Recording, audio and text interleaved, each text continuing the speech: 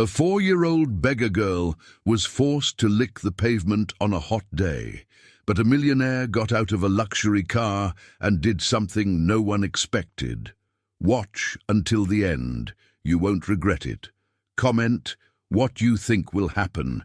Your opinion is very important, and subscribe to my channel to support my work. Your help is very important. The asphalt burned under the scorching August sun in Harmony Creek, a small town nestled in the West Virginia countryside, where the summer heat seemed to punish the most vulnerable. On Elm Street, a shocking scene unfolded before the indifferent eyes of a few passers-by who preferred to quicken their pace and pretend they saw nothing. Lily, a girl of just 4 years old, was kneeling in the middle of the street, her small hands trembling as she clutched a tiny piece of stale bread. Her brown hair, dirty and matted, stuck to her sweaty face, and her torn clothes barely covered her thin little body. Around her, 5 teenagers between 15 and 17 years old laughed cruelly, forming a circle that prevented any attempt to escape. "Go on, Stinky! If you want that bread, you have to lick the ground first," shouted Jake, the leader of the group, a tall, skinny 16-year-old, the son of a local shop owner known for his gruffness. "That's how dogs eat, isn't it?" "That's right. Show us how the bums do it," added Ashley, a girl with bleached blonde hair, the daughter of a middle-class family who always looked down on those who had less. "I bet you don't even know how to use a fork and knife." Lily looked at the burning asphalt, then at the piece of bread in her hands. The hunger she had felt for 2 days was stronger than the humiliation. Her small tears fell on the hot ground as she slowly lowered herself, preparing to do what the teenagers demanded. "Grandma Dot will be hungry," she murmured to herself, thinking of the 67-year-old woman who had raised her alone since her mother had left when she was only 2 years old. "I need to bring her food." It was at that moment that the roar of a powerful engine echoed down the street. A luxurious black sedan, an imported model that contrasted brutally with the poverty of the neighborhood, stopped abruptly right next to the group. The screech of tires on the asphalt made all the teenagers turn, surprised by the interruption. From the driver's side, a tall man, approximately 52 years old, stepped out, wearing an impeccable grey suit that showed not a single wrinkle despite the sweltering heat. Edward Sterling was known throughout the region as a ruthless businessman, owner of Sterling Construction, a company that had grown rapidly over the past 10 years. His greying hair was perfectly combed, his Italian shoes gleamed even under the strong sun, and his icy blue eyes usually intimidated anyone who dared to contradict him. But at that moment, there was something different in his expression, something that even he could not completely explain. "What's going on here?" Edward asked, his deep voice echoing with natural authority. It was not a shout, but it had the weight of someone who was used to being obeyed without question. The teenagers exchanged glances, clearly uncomfortable. Jake tried to maintain his bully pose, but his voice trembled slightly when he replied, "Nothing much, sir. We were just playing with the girl." "Playing?" Edward repeated, his eyes scanning the scene. Lily, still kneeling on the ground, holding the piece of bread as if it were her most precious possession, tears drying on her dirty face, the teenagers forming a threatening circle around her. Something deep stirred in Edward's chest, a feeling he had not felt in years, a mixture of anger and compassion that caught him completely off guard. For a moment, the image of the girl kneeling on the asphalt was superimposed on another image buried in his memory, an image that he struggled to keep locked away in the back of his mind. "Get out of here! Now!" Edward ordered, his voice low but charged with a threat that made the teenagers recoil instinctively. "But sir, we weren't doing anything," began Ashley, trying to justify her actions. "I said now!" Edward exploded, and for the first time in years, his mask of emotional control cracked completely. The 5 teenagers ran without looking back, their cruel laughter turning into hurried footsteps that soon disappeared around the corner. The silence that followed was broken only by the distant sound of traffic and the heavy breathing of Lily. who still did not dare to get up. Edward stood still for a few seconds, watching the girl. His blue eyes, normally cold as ice, now reflected a storm of emotions that he could not control. Slowly, as if in a trance, he knelt on the hot asphalt, dirtying his expensive suit without worrying about the consequences. "Hey, little one," he said, his voice now soft, almost a whisper. "Are you okay?" Lily looked up with wide, frightened eyes, meeting the gaze of that strange man who had chased away her tormentors. For a moment, she did not know what to say or do. She was used to adults who ignored or shooed her away, not someone who knelt down to be at her level. I just wanted the bread for Grandma," she murmured, her voice small and trembling. "She didn't eat yesterday, and I promised I would bring something." Edward felt as if something broke inside his chest. Without thinking twice, he began to unbutton his white dress shirt, a piece that cost more than many families earned in a month. With careful movements, he used the shirt to gently wipe Lily's dirty face, removing the dried tears and the dirt that clung to her delicate skin. "Where is your grandma?" he asked, as he continued to clean the girl's face with a tenderness that surprised him. "Over there." Lily pointed to a small makeshift structure under the overpass, about 200 yards away. "She's sleeping because she's not strong. I said I was going to get food, but—" Her voice was lost in more tears, and Edward felt a pain in his chest that he had not experienced in a long time. There was a 4-year-old child trying to take care of an elderly woman, being humiliated by cruel teenagers. And he had passed by this street hundreds of times in recent months without ever noticing the suffering that was happening right under his nose. "Come with me," he said, extending his hand to Lily. "Let's go to your grandma, and then we'll figure out this food situation." Lily hesitated for a moment, looking at Edward's outstretched hand. Something in his blue eyes, a sincerity that she rarely saw in adults, made her trust him. Slowly, she placed her small, dirty hand in his large, calloused hand. As Edward stood up, still holding Lily's hand, he had no idea that that moment would change his life forever. He did not know that that impulsive decision to stop the car and intervene would trigger a series of events that would force him to confront the ghosts of his past and question everything he thought he knew about himself. The walk to the overpass was silent, but filled with tension. Edward held Lily's small hand firmly as he observed the surroundings with eyes that seemed to see that reality for the first time. The makeshift structures, made of canvas and cardboard, spread like open wounds in the urban landscape. The smell of sewage and accumulated garbage mixed with the stifling heat, creating an oppressive atmosphere that made Edward question how he had been so blind to this situation. "Grandma, Grandma Dot!" Lily shouted as they approached a small tent set up with meticulous care. Unlike the other structures around it, this one had an organized appearance, with plastic bottles cut to serve as vases for small plants that insisted on growing even in those adverse conditions. From inside the tent emerged a woman who made Edward stop abruptly. Dot was 67 years old, but her upright posture and the intelligent gleam in her brown eyes contrasted with the fragility of her thin body. Her grey hair was tied in an impeccable bun, and even wearing old and patched clothes, there was a dignity in her appearance that impressed the businessman. "Lily, where were you, girl? I told you not to leave without telling me." Dot's voice carried concern and relief in equal measure, but when her eyes met Edward's, her expression changed completely. A mixture of distrust and wounded pride took over her face. "Who is this man, Lily? What does he want with us?" Dot asked, instinctively placing herself between her granddaughter and the well-dressed stranger. Edward immediately perceived the hostility in the woman's voice and perfectly understood her reaction.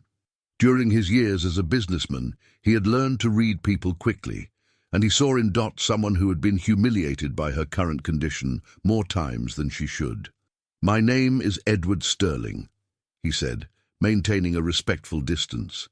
"I found your granddaughter being bothered by some teenagers.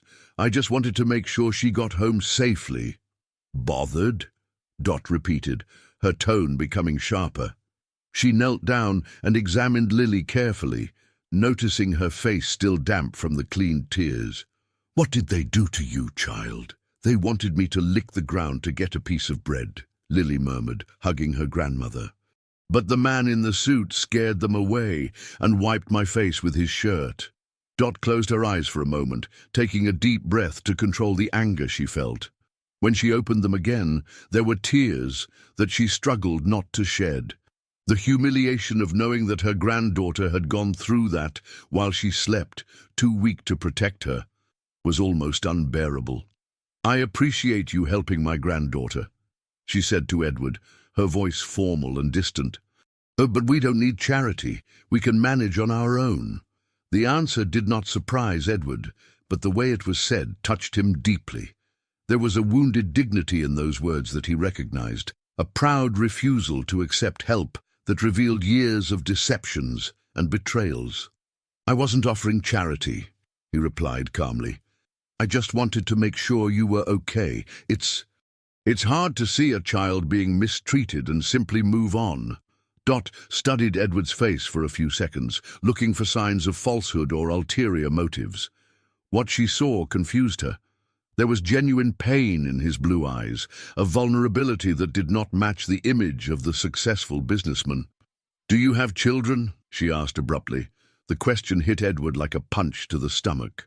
For a moment he could not answer, his mind being dragged to dark places that he preferred to avoid. Lily, sensing the tension, held tighter to her grandmother's hand. "I used to," he replied finally, his voice almost a whisper. "I used to have a daughter." The silence that followed was heavy, charged with unspoken meanings. Dot, with her life experience, immediately understood that there was a painful story behind that simple answer.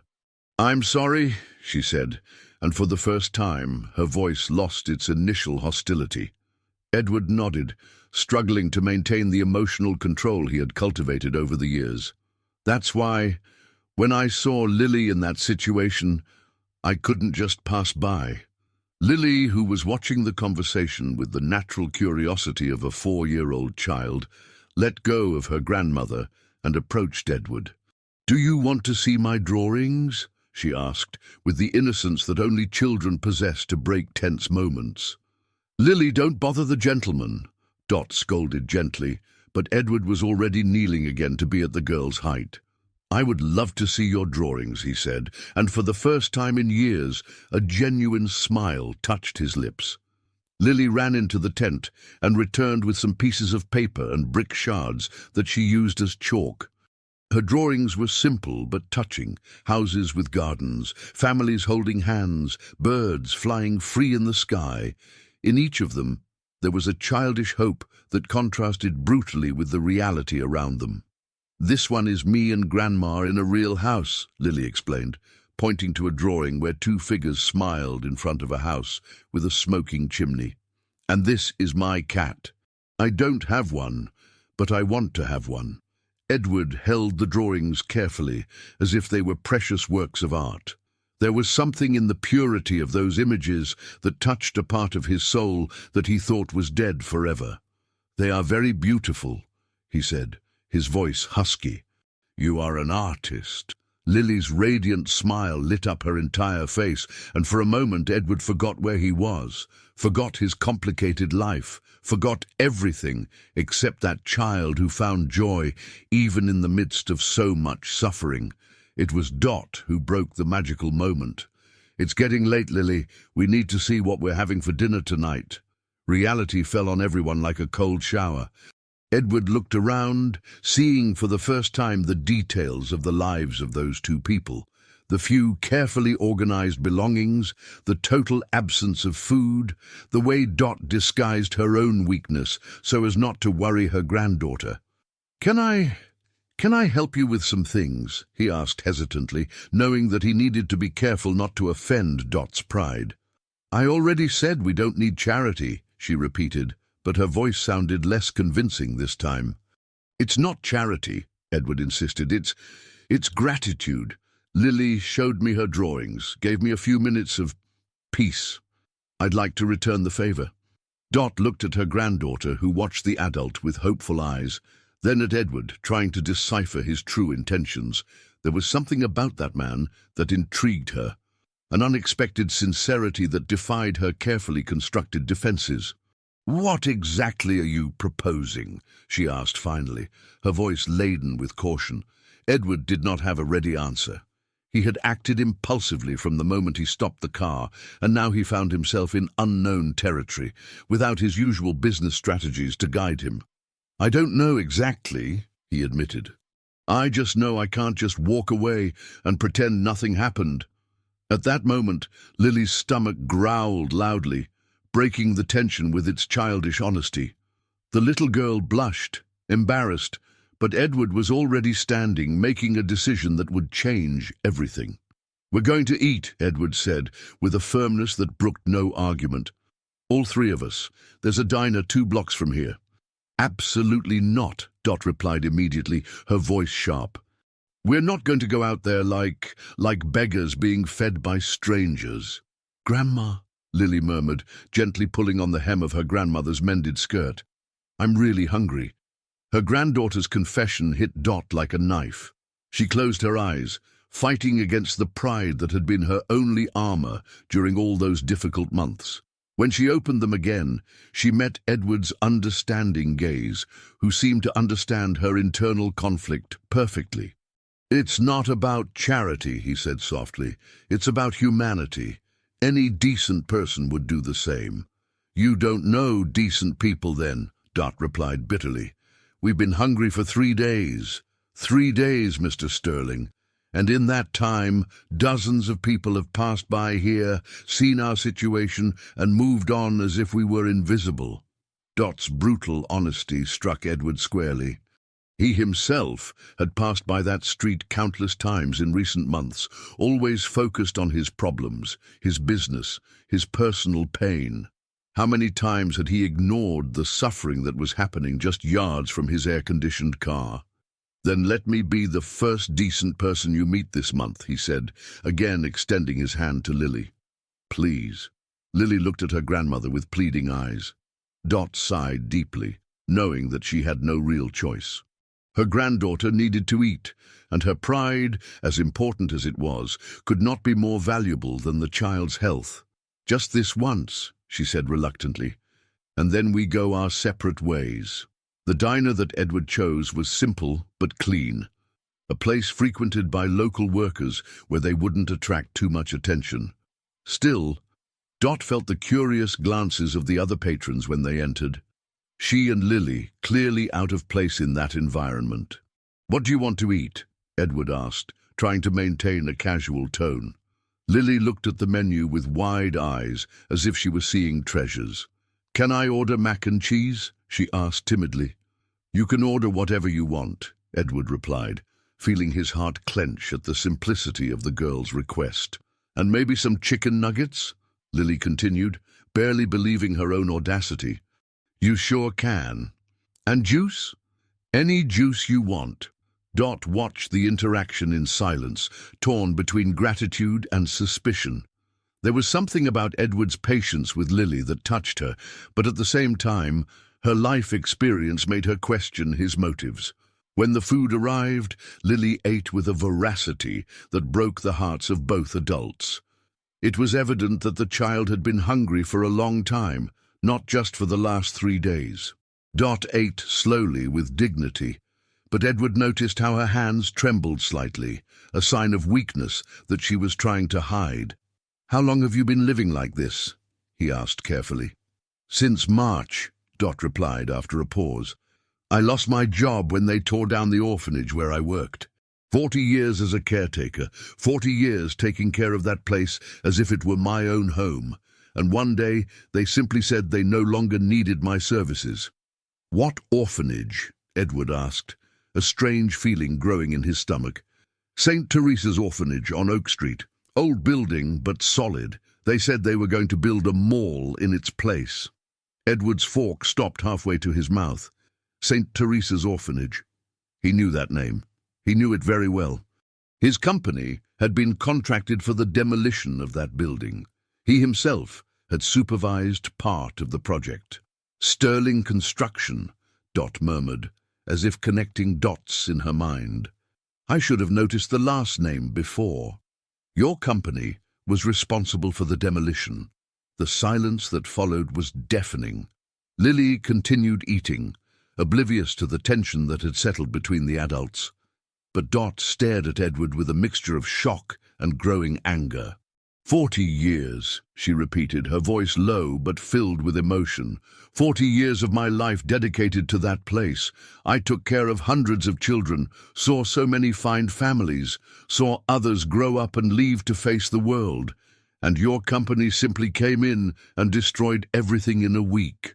Edward felt as if the ground were disappearing beneath his feet. The coincidence was too cruel to be real.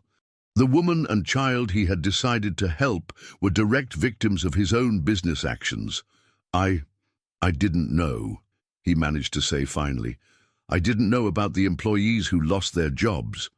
Of course you didn't know, Dot replied, her voice gaining an acidity that cut like a blade. Men like you never know about the consequences of their decisions for people like me.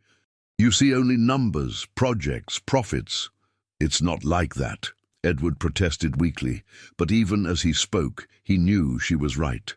How many times had he approved demolitions without thinking about the lives that would be affected? How many people had lost their jobs because of his cold and calculated business decisions? Isn't it? Dot challenged. Then tell me, Mr. Sterling, how many orphanage employees received any kind of assistance when they lost their jobs? How many of you bothered to find out what would happen to us? The answer was 0, and they both knew it.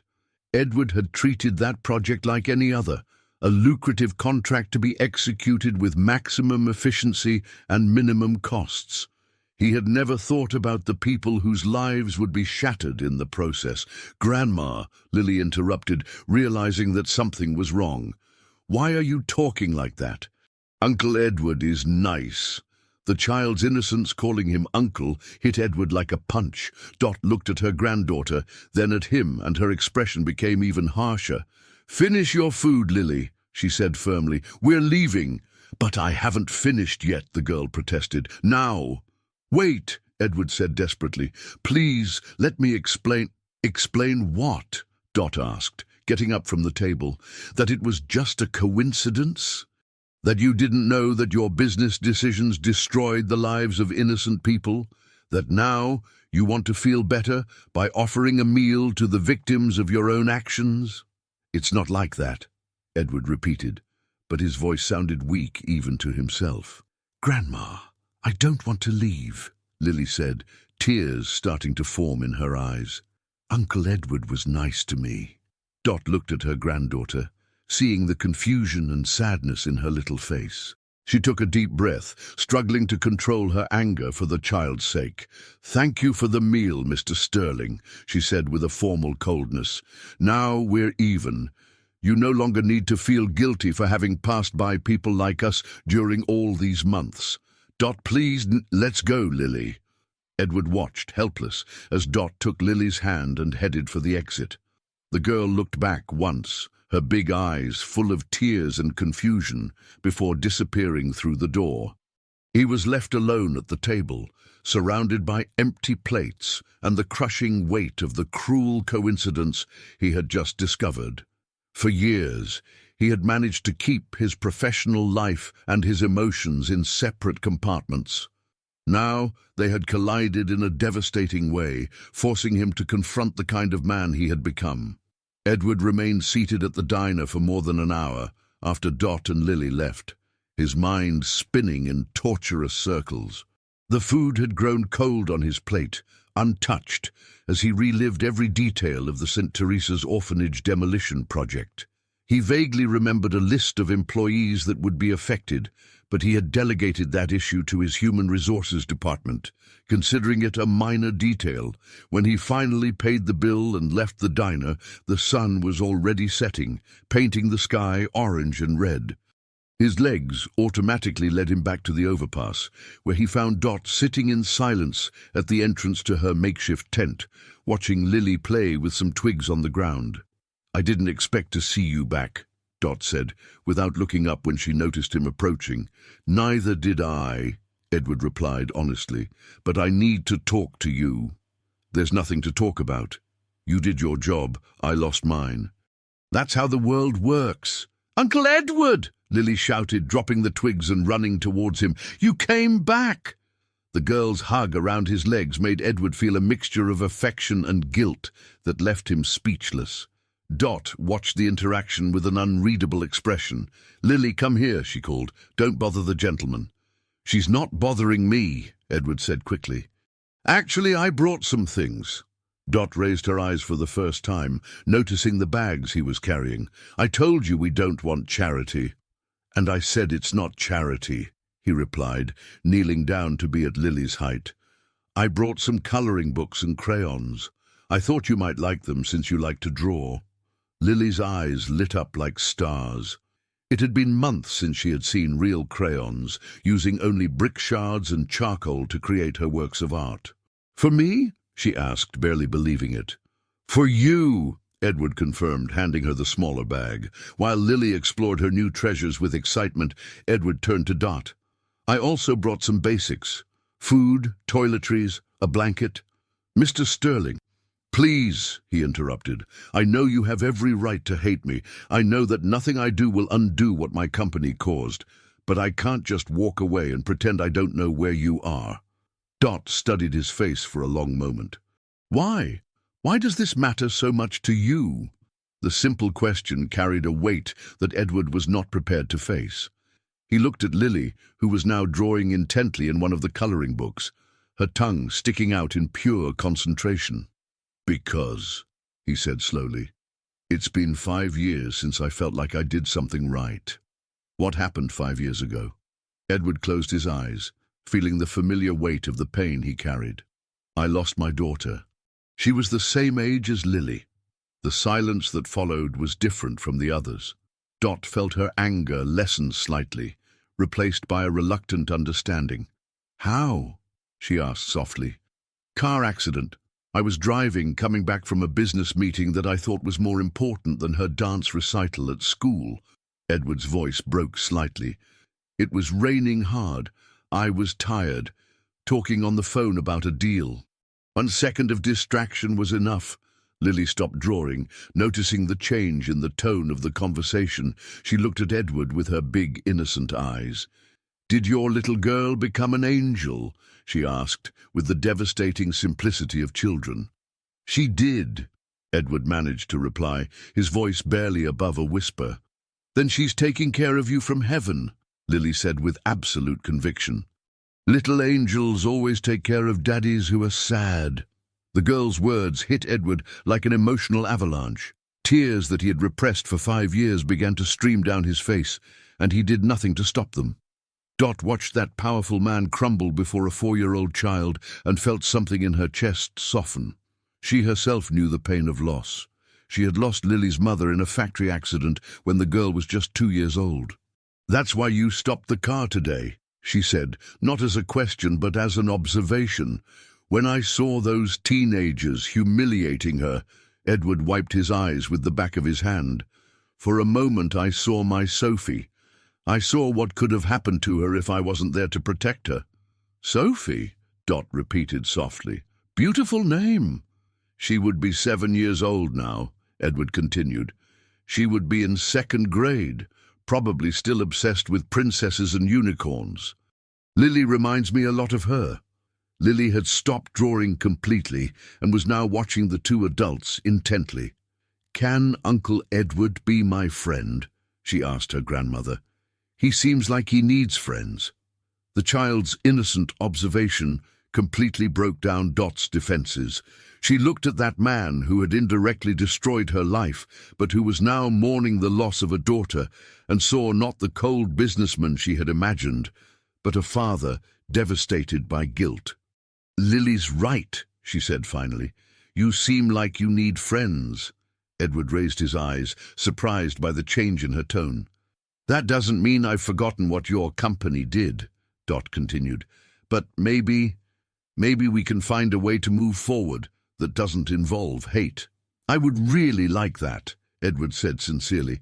Then I'll accept these things you brought, Dot said, indicating the bags.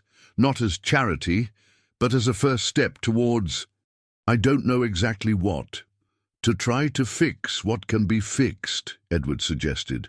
That night, while Lily slept hugging one of the colouring books, Dot and Edward talked late into the night. She told him about her life at the orphanage, about the hundreds of children she had seen grow up, about how losing that job had been like losing her identity. He spoke about the guilt he carried, about how he had closed himself off emotionally after Sophie's death, about how running the company had become a way to escape the pain. "You know what hurts me the most," Dot said, as the conversation was coming to an end. "It's not even having lost my job. It's knowing that all those children that the orphanage could have helped now have nowhere to go. The mall you built in its place offers jobs, but it doesn't offer homes for abandoned children." The observation planted a seed in Edward's mind that would grow in the following days. When he finally said goodbye and returned to his luxurious and empty apartment, he couldn't stop thinking about Dot's words. That night, for the first time in 5 years, Edward dreamed about Sophie. But it wasn't a nightmare. In the dream, she was playing with another brown-haired girl who was drawing colourful birds, and they were both smiling at him as if they were saying that everything would be okay. He woke up the next day with a determination he hadn't felt in years, but he still didn't know exactly what he would do with it. Edward's visits to the overpass became a routine in the following days. Every afternoon, after finishing his commitments at the company, he showed up with some excuse, new books for Lily, medication for Dot, or simply to talk. What had started as guilt was turning into something he couldn't completely define. It was a Thursday in January when everything changed dramatically. Edward arrived at the overpass with his usual bag of supplies and found only Lily sitting alone at the entrance to the tent, her eyes red from crying. "Lily, what happened?" "Where's your grandma?" he asked, immediately alarmed. "Grandma's sleeping a lot," the girl sobbed. "She hasn't been waking up right since yesterday. She says strange things and calls me Mindy." Edward's heart raced. He entered the makeshift tent and found Dot lying on a thin mattress, clearly feverish. Her eyes were open, but they weren't focusing, and she murmured disjointed words. "Mindy, you can't go out now," she said to no one. "The kids need their baths before dinner." "Where did you put the clean towels?" Edward knelt beside Dot and touched her forehead. She was burning with fever. "Dot, it's me, Edward. Can you hear me?" She turned to him, but her eyes seemed to see through him. "Mr. Principal, the kids in room 7 are having nightmares again. I think we should call the counselor." "Uncle Edward," Lily whimpered, clinging to his shirt. "Is Grandma sick? Is she going to become an angel too?" The child's innocent question hit Edward like a shot. He looked at Dot, clearly delirious, then at Lily, scared and alone, and made the most impulsive decision of his adult life. "No," he said firmly. "Your grandma's not going to become an angel. We're going to take her to the hospital."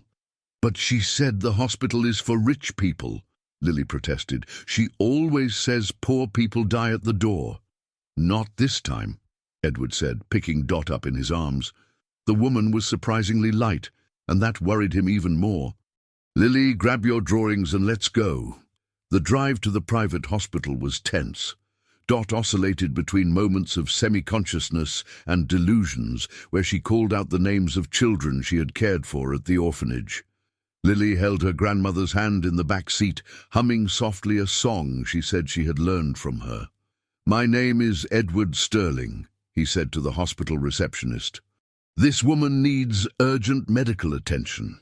The receptionist, recognizing the name of one of the hospital's top donors, immediately alerted the medical team. In minutes, Dot was being examined while Edward filled out a stack of forms, assuming full responsibility for the costs. "Uncle Edward," Lily whispered, pulling his shirt while they waited, "why are you doing this? Grandma said you only felt guilty." The child's question made him stop and reflect. Why was he doing this? Was it really just guilt? "Lily," he said, kneeling down to be at her level. "Sometimes, when we meet special people, we want to take care of them. Your grandma and you are special people. Special like family." The word came out of his mouth before he could censor it, and the impact was immediate. Lily hugged him tightly, and Edward felt something in his chest that he hadn't experienced in 5 years. The feeling that he was in the right place, doing the right thing. 2 hours later, the doctor emerged from the examination room with a serious expression.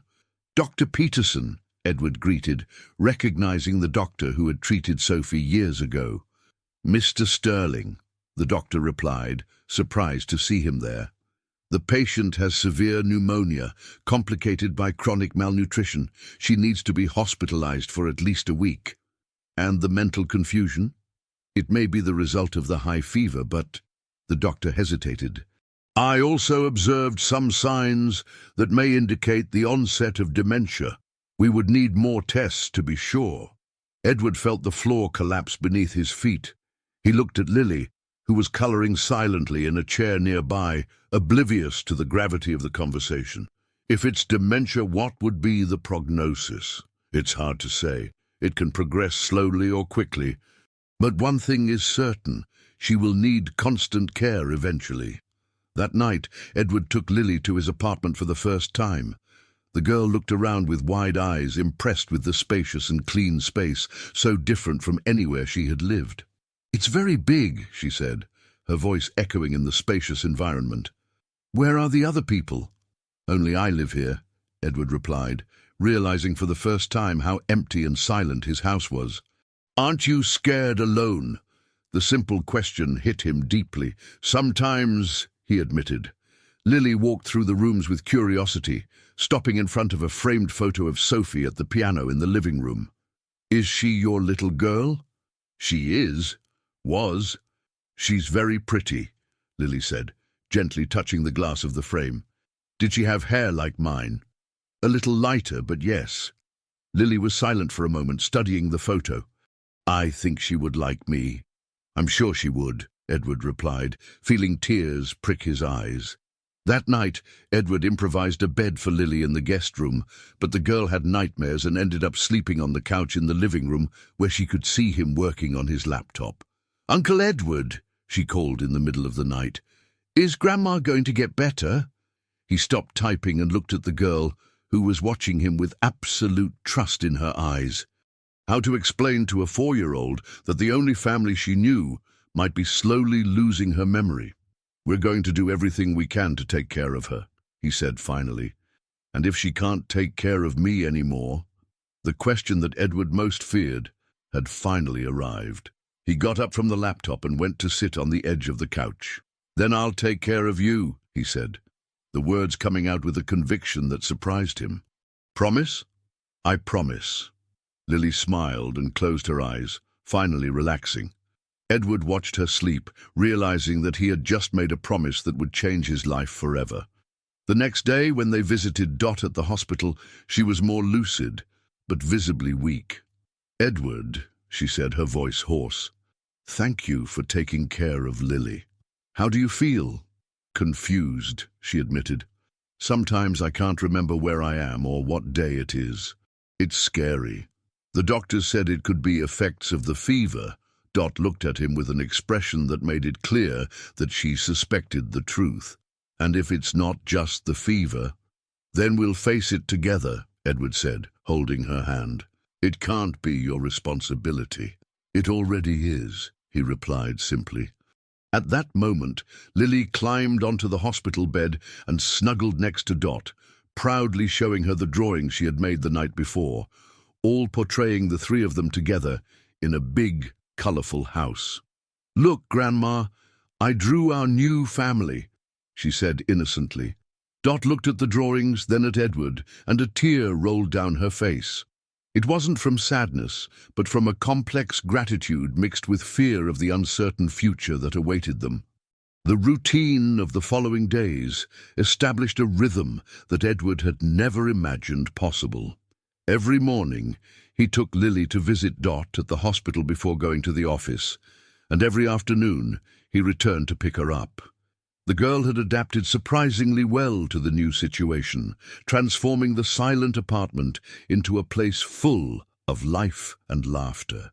It was during one of these morning visits that Edward received a call that would change everything again. The name on the cell phone display made his blood run cold. Bernice Sterling, his ex-wife. "Edward, I need to talk to you urgently," said the familiar voice, laden with a tension he knew well. "Bernice, it's not a good time. I'm at the hospital." "At the hospital? What happened? Are you okay?" "I'm fine. It's a long story." "Then tell me in person. I'm coming to Harmony Creek. I need to resolve some legal issues about alimony." Edward closed his eyes, feeling a headache forming. Bernice always appeared at the most complicated moments, as if she had a radar to detect when his life was starting to stabilize. "Bernice, it's not a good time. I'll see you at your apartment in 2 hours," she said, hanging up before he could protest. Lily, who was showing a new drawing to Dot, noticed the change in Edward's expression. "Is Uncle Edward sad?" she asked with that childish ability to detect emotions. "A little worried," he admitted. "An important person is going to visit our house today. A nice person like Grandma Dot. A complicated person." Dot, who had observed the phone conversation, held Edward's hand when Lily became distracted with a coloring book. "Your ex-wife?" she asked quietly. "How did you know?" "The tension in your voice. I know that tone. It's the same one I used when I talked to my son about Lily's father." "Bernice won't understand this situation," Edward said, gesturing discreetly to Lily. "She's still very hurt by Sophie's loss. And you?" The simple question made him stop and reflect. "I'm hurt too, but for the first time in 5 years, I feel like I'm healing." 2 hours later, Edward was in the apartment with Lily when the doorbell rang. The girl ran to the door, excited about the visit, but he held her gently. "Lily, the person who's going to come in now doesn't know you yet. She may be a little confused, okay? It's nothing personal. Like when Grandma got confused at the hospital? Similar, but different." When Edward opened the door, Bernice was exactly as he remembered. Elegant, perfectly dressed, but with that shadow of perpetual sadness in her dark eyes. She had maintained her physical shape at 48 years old, but there was a rigidity in her posture that didn't exist before Sophie's death. "Edward, you look—" she began, but stopped abruptly when she saw Lily curiously behind him. The silence that followed was deafening.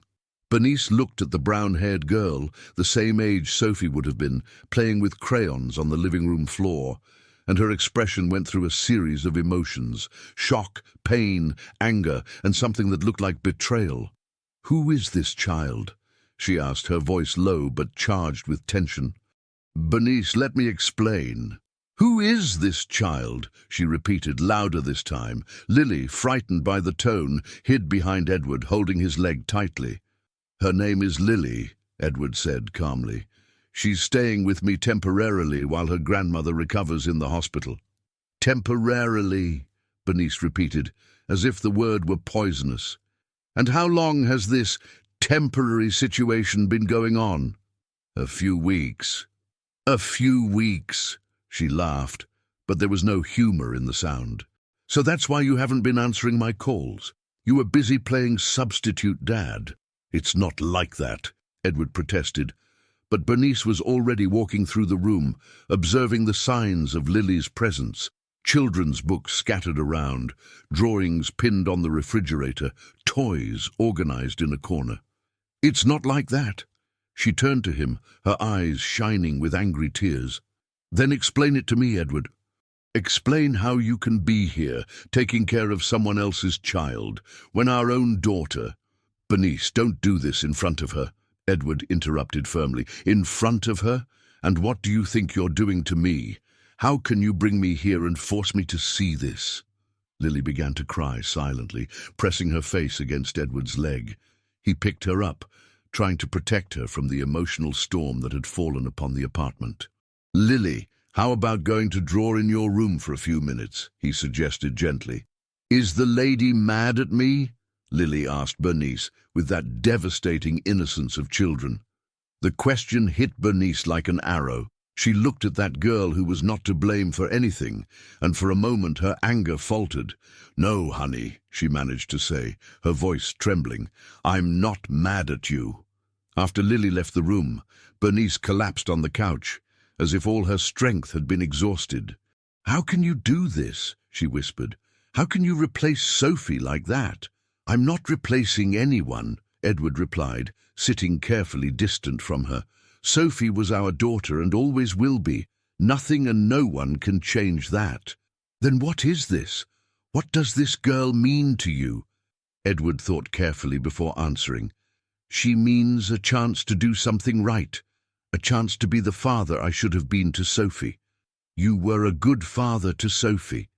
"I wasn't. I was always working, always prioritizing business over her.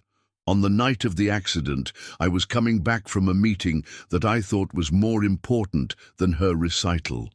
"Edward, we've talked about this. We've talked, but we've never accepted it. Bernice, we both know that our marriage ended that night, not because we stopped loving each other, but because the pain was too great to share." Bernice covered her face with her hands, sobbing silently. "But I still have hope. I still think we can overcome this together. Bernice, look at us. Look honestly. When was the last time we were in the same room without arguing? When was the last time you smiled genuinely?" She couldn't answer, because they both knew the truth.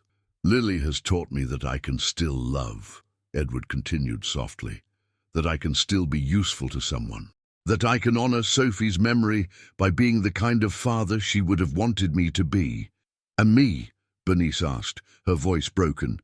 "What's left for me? A chance to heal, too. A chance to find a way to honor Sophie that doesn't involve carrying all that pain alone." At that moment, Lily appeared timidly at the door of the room, holding a drawing. "Uncle Edward, I drew something for the lady," she said, offering the paper to Bernice. The drawing showed 3 figures, a tall man, a woman, and a girl, but above them, floating like an angel, was a 4th figure with light hair and wings. "Who's that?" Bernice asked, pointing to the angelic figure. "That's Sophie," Lily replied simply. "Uncle Edward told me about her. She's watching over all of us from heaven." Bernice looked at the drawing, then at the child who had created that image so carefully, and something inside her broke and reassembled simultaneously. The silence in the room stretched for long minutes, while Bernice held Lily's drawing with trembling hands. Her tears fell on the paper, but she made no move to wipe them away. She has the same hair that Sophie had at that age," Bernice murmured finally, looking at Lily, who was anxiously awaiting her reaction. "Did the lady like the drawing?" Lily asked timidly. Bernice looked into the girl's big, hopeful eyes and felt something she hadn't experienced in years, the urge to protect a child, to offer maternal affection. "It's very beautiful," she managed to say, her voice choked with emotion. You draw very well." The smile that lit up Lily's face was like a ray of sunshine breaking through dark clouds. The girl cautiously approached Bernice, clearly wanting to establish a connection. "Do you want to see my other drawings?" "I have a lot on the fridge." Edward watched, tense, while Bernice hesitated. He could see the internal battle reflected in her face, the pain of being near a child Sophie's age versus the basic human need for connection. I would love to," Bernice said finally. Lily took her hand and led her to the kitchen, where dozens of drawings were attached with colorful magnets. Each told a little story. Life at the overpass, Grandma Dot, the first weeks with Edward, and in several of them, an angelic figure watching from above. "This one is when Uncle Edward saved me from the mean kids," Lily explained, pointing to a drawing where a man in a suit scared away shadowy figures. "And this is Grandma Dot at the hospital, getting better." "Your grandmother is sick?" Bernice asked, genuinely concerned. "She got confused and had a fever. But Uncle Edward took her to the rich people's hospital, and now she's getting better." Bernice looked at Edward over Lily's head, a silent question in her eyes. Dot has pneumonia and possibly early signs of dementia, he explained quietly. That's why Lily is staying with me. And when she gets better? If she recovers completely, Lily goes back to her. If not, Edward didn't finish the sentence, but the implication was clear. Bernice processed this information while Lily continued explaining her drawings. The situation was more complex than she had initially imagined. Uncle Edward told me that you had a very special little girl, Lily said suddenly, turning to Bernice. She must have been very pretty, just like you. The spontaneity of the comment caught Bernice off guard. For a moment, she didn't know how to respond. She managed to say finally. She was very special. And did she like to draw too? Yes, she loved to draw princesses and castles. I can draw a princess for her, Lily offered enthusiastically. To leave in heaven. The innocent question completely broke down Bernice's defenses. She knelt down to be at Lily's height, tears streaming freely down her face. She would love that, she whispered. At that moment, Edward's phone rang. It was the hospital. Mr. Sterling, this is Nurse Carol. Mrs. Dot is asking to see you urgently. She seems very agitated. We are coming, Edward said, hanging up quickly. What happened? Bernice asked, noticing the worry on his face. Dot wants to see us. She's agitated. Are we all going? Lily asked, already running to get her drawings. Edward looked at Bernice, uncertain. She hesitated for a moment, then nodded. I'll go with you. The drive to the hospital was tense. Lily chattered nervously in the back seat, while Bernice and Edward exchanged worried glances in the rearview mirror. When they arrived at Dot's room, they found her sitting in bed, more lucid than she had been in days, but with a determined expression that worried Edward immediately. Dot, how do you feel? He asked, approaching the bed. Better, clearer, she replied, but her eyes were fixed on Bernice. You must be the ex-wife. I'm Bernice, she said, clearly uncomfortable with the situation. Grandma, Lily shouted, climbing onto the bed to hug Dot. I brought new drawings for you. Later, my dear, Dot said gently, but keeping her eyes on Bernice and Edward. First, I need to talk to the adults. There was something in Dot's tone that made Edward feel a chill in his stomach. Lily, how about going to see the little fish in the aquarium down the hall? He suggested. After the girl left, Dot took a deep breath before speaking. The doctors were honest with me about my condition, she said directly. The pneumonia is getting better, but the dementia, well, they confirmed that it's starting. Dot, Edward began, but she interrupted him. Let me finish. I have moments of lucidity like this, but I don't know for how long. I need to secure Lily's future while I can still think clearly. Bernice watched the conversation in silence, beginning to understand the magnitude of the situation. Edward, Dot continued, you have been more than generous, but I can't let my granddaughter's future depend solely on your goodwill. What are you trying to say? I want to make a proposal. I want you two, she looked directly at Bernice, to officially adopt Lily. The silence that followed was absolute. Bernice felt as if the floor had disappeared beneath her feet. Dot, Bernice and I are divorced, Edward said carefully. You don't have to be a couple to adopt a child jointly. There are legal precedents. You can be co-guardians. But we don't even, Bernice began. You lost a daughter, Dot interrupted gently. Lily lost her parents. Maybe you can heal each other. It's not that simple, Bernice protested. I don't even know this child properly. Then get to know her, Dot said simply. Spend time with her. See if you can love her not as a substitute for Sophie, but as Lily.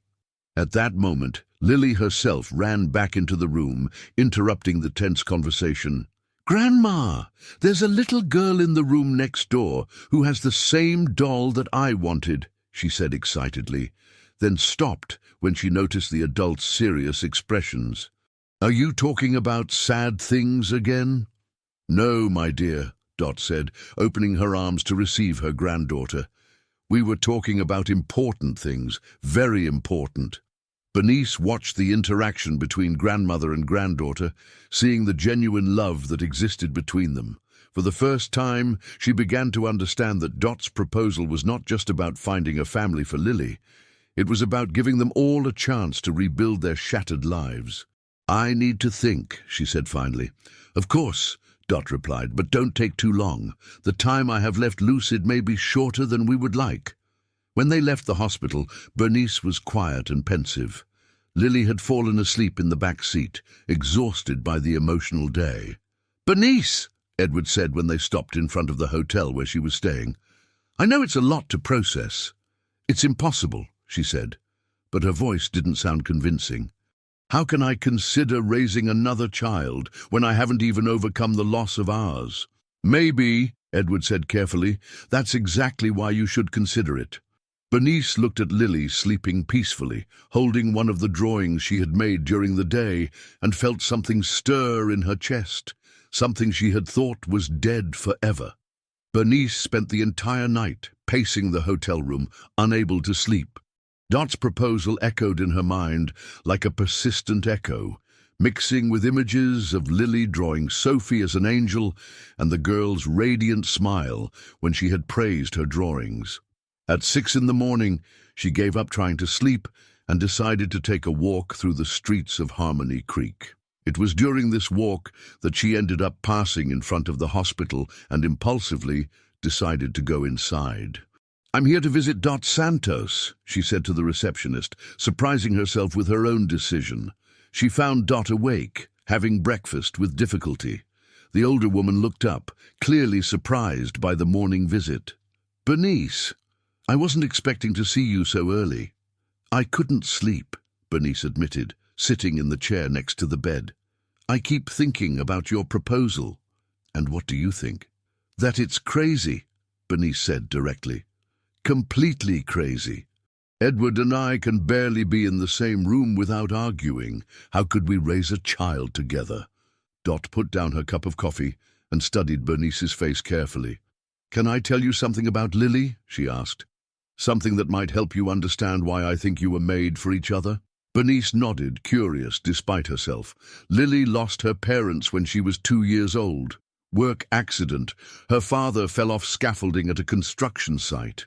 Her mother couldn't bear the loss and, well, she passed away from grief a few months later. Passed away like...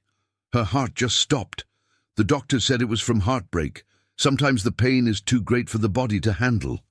Bernice felt a pang in her chest, recognizing the pain described. "Since then," Dot continued, "Lily has nightmares. She dreams that everyone she loves will leave. But do you know what happened on the first night she slept at Edward's house? What? She slept all night without nightmares, for the first time in 2 years. The words hit Bernice like a revelation. "How do you know?" "Because she told me, all excited. She said she dreamed about a blonde-haired girl who told her that she didn't have to be afraid anymore, that she had found a family who would never abandon her." Bernice felt tears prick her eyes. "Sophie? Lily believes so. And who are we to say it wasn't?" At that moment, familiar voices echoed down the hall. Edward and Lily were arriving for their morning visit. "Bernice!" Lily exclaimed upon seeing her, running to hug her legs. "You came to see Grandma too." "I did," Bernice said, kneeling down to be at the girl's height. "And I brought something for you." She took out a small case of professional colored pencils from her bag, something she had bought impulsively the night before. "For me?" Lily asked, her eyes shining. "For you, to make even more beautiful drawings. Can I draw a princess for Sophie now?" "You can." Edward watched the interaction with a mixture of hope and apprehension. There was something different about Bernice, a softness that he hadn't seen in years. While Lily concentrated on her drawing, using the new pencils with almost religious reverence, the 3 adults talked in low tones. "I spent the night thinking about your proposal," Bernice said to Dot, "and I have some questions. You can ask. If we decided to do this, how would it work? Edward and I live in different cities. We have completely separate lives. You could alternate. Dot suggested. 1 week with each, or whatever arrangement worked for you. The important thing is that Lily has 2 stable homes. And the legal issue. My lawyer has already checked, Edward said, surprising both women. It's possible, but complicated. We would need court approval and psychological evaluation. Bernice stared at him. You've already researched this? Last night, after we left the hospital. And what did you find out? That it would be a long process, but viable, especially considering our financial situation and the fact that Dot is willing to give us her approval as current guardian. Lily looked up from her drawing. What are you whispering about? About adult things, Dot said gently. Keep drawing, my dear. But it's about me, isn't it? Lily insisted with that heightened perception of children. You're deciding where I'm going to live when Grandma can't take care of me anymore. The silence that followed confirmed her suspicions. Lily, Edward began. I don't want to go to an orphanage, she said, her voice small but determined. Grandma always said that orphanages are sad places where children wait for families that never come. You're not going to an orphanage, Bernice promised impulsively. Never. Really promise? Bernice looked at Edward, then at Dot, and finally at that girl who had entered their lives like an emotional hurricane. I promise. That afternoon, while Lily played in the hospital playground, Bernice and Edward walked through the institution's gardens, trying to process the magnitude of the decision they were considering. Bernice, Edward said carefully, I need you to know that I'm not doing this out of guilt or to try to win you back. I know. And you? Why are you considering it? Bernice stopped walking and looked at where Lily was playing, her crystal-clear laughter echoing through the air. Because yesterday, when she gave me that drawing with Sophie as an angel, I felt something I hadn't felt in 5 years. What? Hope. I felt hope that maybe I could be useful again, that maybe I could still be a mother. And what about us, as an ex-couple? We didn't work as husband and wife, Bernice said honestly. Our pain was too great. But maybe we can work as partners in something bigger than ourselves. At that moment, Lily ran up to them, holding a small bouquet of wildflowers she had picked. For you both, she said, offering the flowers, to thank you for taking care of me. Lily, Edward said, kneeling down to be at her height, how would you feel if Bernice and I took care of you together? Like a different kind of family, but a family nonetheless? The girl looked at the 2 adults, then at the flowers in her small hands. Would you fight? Sometimes, maybe, Bernice admitted. Adults sometimes fight, but always with love for you in our hearts. And would you never abandon me, even if you got really mad at each other? Never, they promised in unison. Lily smiled, that radiant smile that had won them over since day one. Then I would really like that. Especially if Sophie could visit us in our dreams sometimes. I'm sure she will, said Bernice, feeling tears of hope, not sadness, for the first time in years. That night, the 3 of them visited Grandma Dot one last time before making the final decision. The older woman was weaker, clearly fighting the mental confusion that came and went like tides. Dot, said Edward, holding her hand, we've decided. We want to adopt Lily. Together. A smile of relief and gratitude lit up Dot's tired face. Thank you, she whispered. Thank you for giving her the family I can no longer be. You'll always be her Grandma Dot, promised Bernice. Always. But as they left the hospital that night, none of them imagined that in just 1 week they would receive a call that would change everything again, revealing a secret about Dot's past that none of them were prepared to face. The call came on a rainy Tuesday, exactly 1 week after the adoption decision. Edward was in his office reviewing contracts when his phone rang. The number was from the hospital, but it wasn't Nurse Carol's familiar voice. Mr. Sterling, this is Dr. Peterson. I need you to come to the hospital immediately. It's about Dot Santos. What happened? Has she gotten worse? It's not that. It's complicated. I need to speak with you in person. An hour later, Edward, Bernice, and Lily were in the doctor's office, the tension palpable in the air.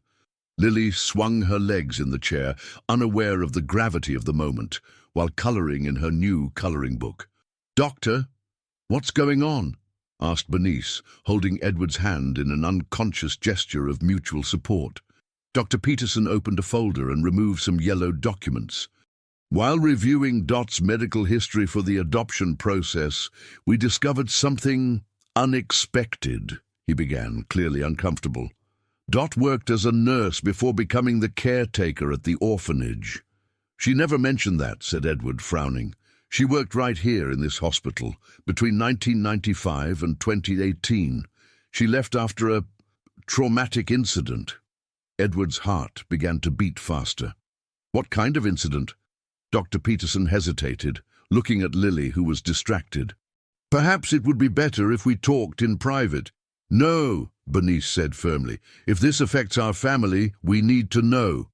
"In December of 2018, the doctor said slowly, "Dot was on duty in the pediatric emergency room when a child arrived, a victim of a car accident. A 5-year-old girl, severely injured." The silence in the room became deafening. Edward felt the world collapsing around him. "Sophie," he whispered. "Dot was the nurse responsible for the initial treatment. She worked tirelessly for 6 hours trying to stabilize the child, but Sophie passed away," Bernice completed, her voice breaking. "Dot submitted her resignation the next day. She said she couldn't work in pediatrics anymore. That's when she started working at the orphanage." Lily stopped drawing, noticing the dramatic change in the atmosphere. "Why are you crying?" she asked, looking at the distraught faces of the adults. Edward got up abruptly, walking to the window. His mind was reeling with the cruel impossibility of the coincidence. "She knew," he said, his voice hoarse. "Dot knew who I was from day one." "Not necessarily," said Dr. Peterson. "The records show that she never knew the parents' names. The case was handled through the company's health insurance plan." "But she must have suspected when I introduced myself," insisted Edward. "The Sterling Constructions name—" "Mr. Sterling," interrupted the doctor gently. "There's something else." "More?" Dr. Peterson took another document from the folder. "This is a letter that Dot left in her medical file with instructions to be opened only in case of emergency or if something happened to her." With trembling hands, Edward took the sealed letter. He immediately recognized Dot's careful handwriting. "Uncle Edward, why are you so scared?" asked Lily, dropping her crayons. "Do you want me to read it?" offered Bernice, seeing his hands shaking. Edward nodded, unable to speak. Bernice opened the envelope and began to read in a low voice. "If this letter is being read, it means something has happened to me, and you've found out about my past. Yes, I knew who Edward Sterling was from the moment he introduced himself that day by the overpass. How could I forget? For 6 years, I carried the weight of not having been able to save his daughter." Bernice's voice faltered. She cleared her throat and continued. "When I saw Edward stop the car to help Lily, when I saw the compassion in his eyes, I understood that fate had brought us together for a reason. It wasn't a coincidence. It was a second chance, for him to redeem himself from the guilt he carries, for me to forgive myself for not having been able to save Sophie, and for Lily to have the family she deserves." Lily got up from her chair and ran to Edward, hugging his leg as she always did when she sensed he was sad. "I didn't tell the truth because I knew Edward would feel obligated to help out of guilt, not out of love. I wanted him to choose to love Lily genuinely, as I knew he would be able to." "She planned everything," murmured Edward, kneeling down to hug Lily. Bernice continued reading. "About Sophie. I want you to know that I fought for her as if she were my own granddaughter, that I used all my knowledge, all my experience, all my faith. But sometimes, not all the love in the world is enough to stop angels from going home." Tears streamed freely down the faces of all the adults now.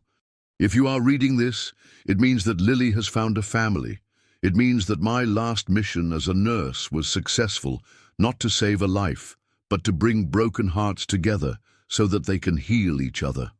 "Grandma Dot wrote this for us?" asked Lily, seeing the tears. "Yes, she wrote it," Bernice managed to say. "She wanted us to know she loves us very much," added Edward. The letter continued. "I ask for forgiveness for not having told the truth before. I ask for forgiveness for all the secrets, but I don't regret bringing you together. Lily needs parents who understand the pain of loss. You needed a daughter who understood that not all love is gone forever. P.S. Check the closet in my room at the hospital. I left something for Lily that belonged to Sophie. I think she would want another special girl to take care of it now." The silence that followed the end of the reading was broken only by the muffled sobs of the adults and Lily's confused voice. "I didn't understand everything," she said honestly. "But Grandma Dot did something good, didn't she?" "The best thing in the world," replied Edward, his voice choked. An hour later, they were in Dot's hospital room, who was sleeping peacefully, oblivious to the emotional storm her letter had caused. In the small closet next to her bed, they found a carefully wrapped box. Inside was a small pink teddy bear, clearly much loved, along with one last note. This was Sophie's favorite teddy bear. She brought it the night of the accident and didn't let go of it for a second. When she passed, I let it stay with her until the last moment. Afterward, I couldn't get rid of it. I think Sophie would want Lily to take care of it now. Lily held the teddy bear with reverence, as if she knew instinctively its importance. "Is it Sophie's?" she asked. "It was," confirmed Bernice. "Now it's yours." "I'll take good care of it," promised Lily solemnly, "and I'll tell Sophie in my dreams that it's safe." That night, when they returned to Edward's apartment, a new dynamic had been established among them. The revelation about Dot had removed the last emotional barriers, forcing them to confront not only the past, but also the future they were building together. "She knew all along," said Bernice as they prepared dinner, "and yet she brought us close to Lily." "She saw what we couldn't see," replied Edward. "That our pain could turn into something healing if it found the right purpose." Lily was in the living room, talking quietly to Sophie's teddy bear, creating a connection that transcended adult logic. "Edward," said Bernice softly, "I think Dot was right about everything. About what specifically? About us being made for each other, not as a couple, but as family." At that moment, Lily appeared in the kitchen, hugging the teddy bear. "Can I sleep in the middle of you tonight?" she asked. "Sophie's teddy bear thinks it would be a good idea." And so that night, the three of them slept together in Edward's queen-sized bed. He and Bernice on the edges, Lily safe in the middle, hugging the teddy bear that had belonged to the daughter they lost and that now blessed the family they found. The days following the revelation about Dot were a whirlwind of emotions and practical decisions. The adoption process, which was already underway, gained new urgency when the doctors reported that Dot's condition was deteriorating more quickly than expected. "We have a very small window," explained Dr. Peterson during a morning meeting. "Dot still has moments of lucidity, but they are becoming rarer. If you want her to participate officially in the legal process, you need to act now." Bernice had decided to stay in Harmony Creek indefinitely, cancelling all her commitments in Belo Horizonte. She now divided her time between Edward's apartment and the hospital, building a routine that none of them had planned, but that worked naturally. "Mom, Bernice," said Lily one morning, using for the first time the term that had arisen spontaneously, "are you going to stay with us forever?" The question caught Bernice off guard. They were preparing breakfast together, an activity that had become a daily ritual. "Would you like me to stay?" she asked, trying to keep her voice casual. "Very much. You make different pancakes than Dad Edward, and you comb my hair without pulling. Dad Edward and Mom Bernice." The titles had arisen naturally, without forcing, as if Lily intuitively knew that she needed to give them new roles that did not compete with Sophie's memories. That afternoon, during the visit to the hospital, they found Dot in one of her most lucid moments in days. She looked at the three of them, Edward, Bernice and Lily, and smiled with a clarity that reassured them. "You look like a real family," she said, her voice weak but firm. "It's all I wanted to see." "Grandma Dot," said Lily, climbing onto the bed to snuggle next to Dot, "I brought something to show you."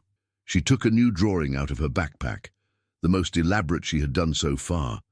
It showed a large house with a garden, where 4 figures were: her, Edward, Bernice, and Dot. But this time, there was a 5th translucent figure watching from a window, clearly Sophie. "This is our new home," explained Lily. "And Sophie is always there too, taking care of all of us." Dot held the drawing with trembling hands, tears streaming down her face. "It's perfect," she whispered, "absolutely perfect." It was at that moment that she looked directly at Edward. "I need to tell you one last thing," she said, "about that night." Edward felt his stomach tighten. "Dot, you don't need to—" "I need to," she interrupted. "Sophie spoke to me." The silence in the room became absolute. In the last minutes, when we already knew we couldn't save her, she opened her eyes and looked directly at me. She said, "Tell my dad that I'm not mad at him and that I'm going to take care of him until he finds a new family." Bernice covered her mouth with her hands, fighting back tears. "I thought it was delirium because of the injuries," continued Dot. "But now I think she knew. She knew that one day I would meet you and help you heal."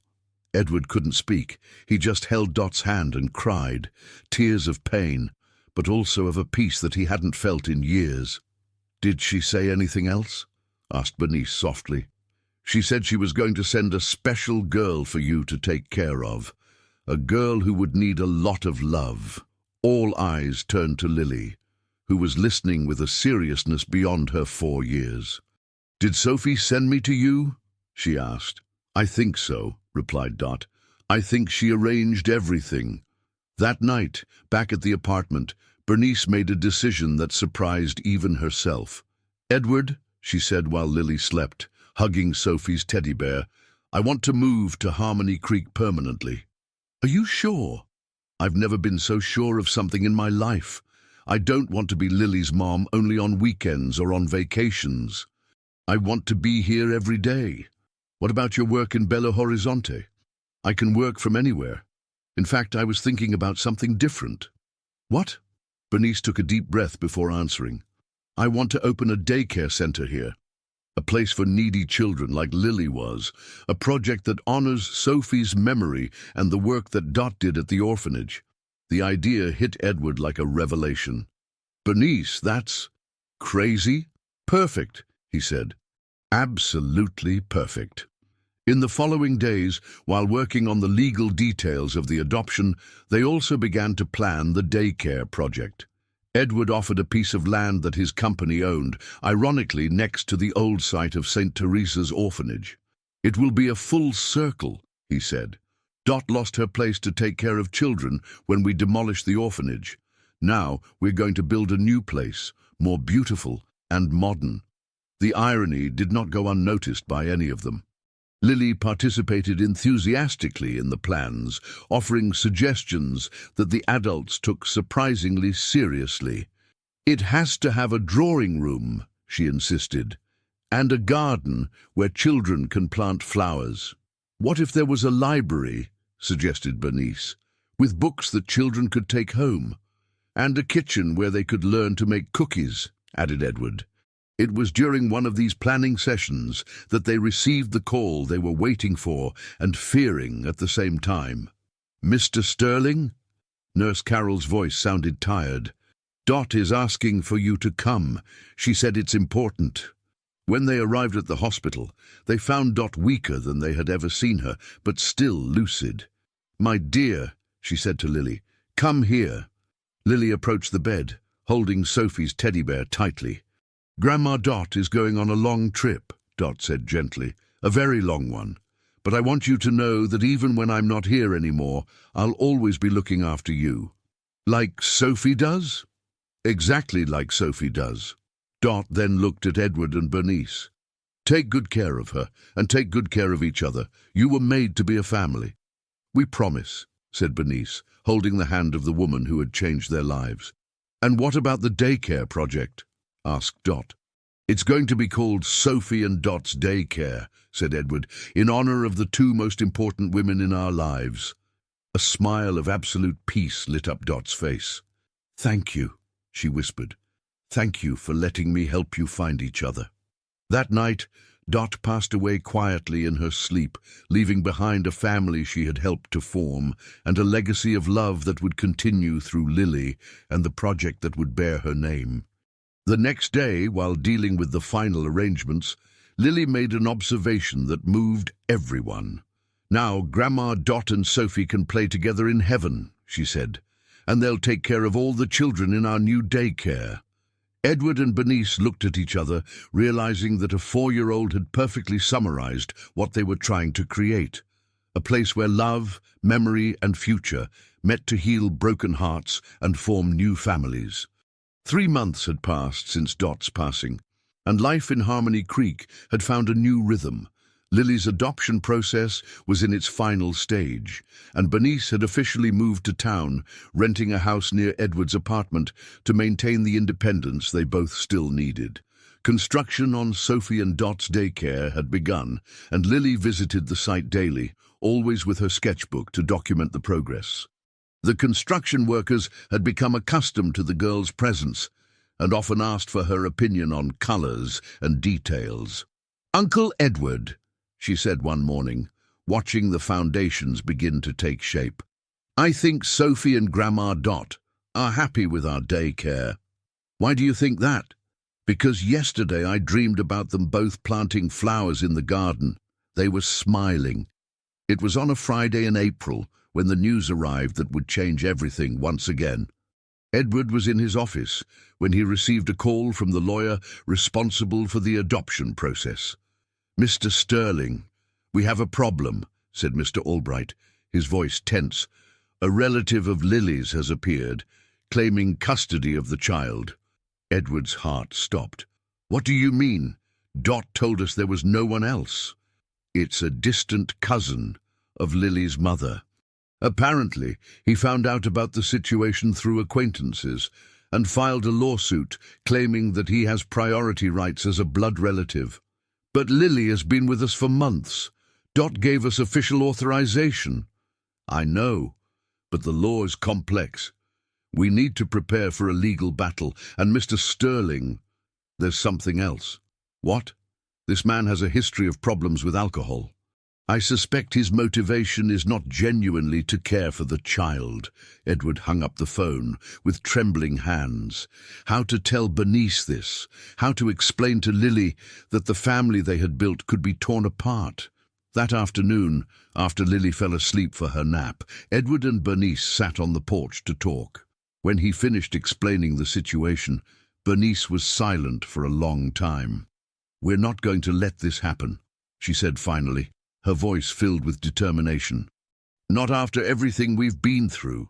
Bernice, if the law is on his side, then we'll fight it in court. We'll prove that Lily is better off with us." It was at that moment that Lily appeared on the porch, rubbing her sleepy eyes. "Why are you whispering sad things again?" she asked, with that sharp perception that always surprised them. Edward and Bernice looked at each other. They had promised to always be honest with her. "Lily," said Bernice gently, having the girl sit on her lap, "a man has appeared saying that he wants to take care of you." "But I don't want him to take care of me," Lily responded immediately. "I want to stay with you." "And we want you to stay too," said Edward. "But sometimes adults have to sort these things out in court. Like those places that come on TV?"